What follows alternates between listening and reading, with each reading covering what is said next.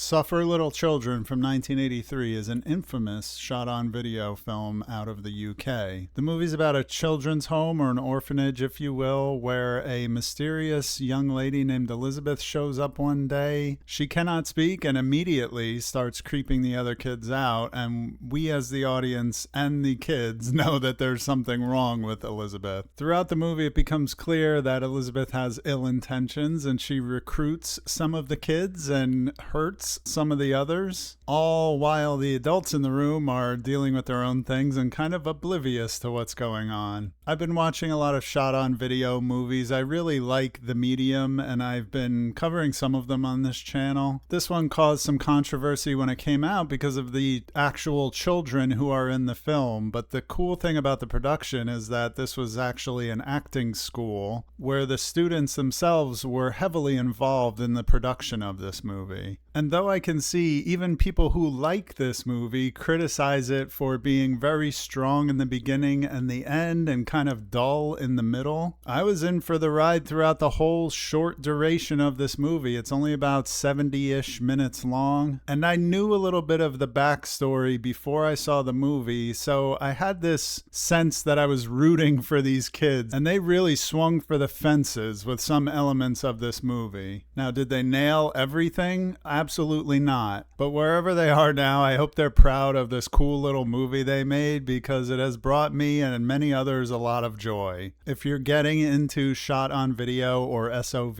movies as they're known, you definitely have to cross this one off your list, but I think you will be pleasantly surprised. And Soon the Darkness from 1970 is a thriller with some horror elements about two young ladies from England bicycling cross-country through the French countryside. When the two girls get in an argument on the side of the road, one proceeds without the other, and the one left behind goes missing. I thought this movie was really cool, and I'll say right off the bat, it reminded me a lot of The Collector, which is to say it's a movie that's ahead of its time in how dark it's willing to go. And I don't necessarily mean what is put on screen or said in the script, but the implications and the way it makes the audience feel. As the audience, we identify with Jane, played effectively by Pamela Franklin, who is trying to navigate the people and places in a foreign country to try and find her missing friend. The language barrier is a major mechanic of this movie because there are sections that are spoken in French that are not subtitled in English.